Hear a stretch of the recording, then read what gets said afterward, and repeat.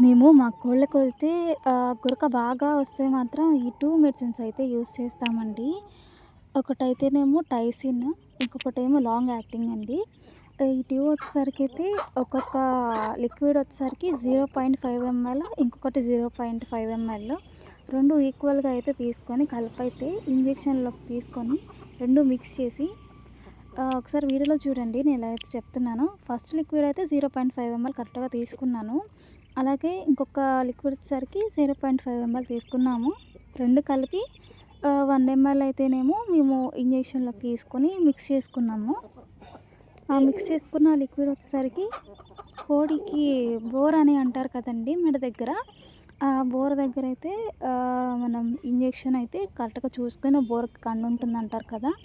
అక్కడ చూసుకొని అయితేనేమో ఇంజెక్షన్ అయితే మీరు దానికి ఇవ్వండి.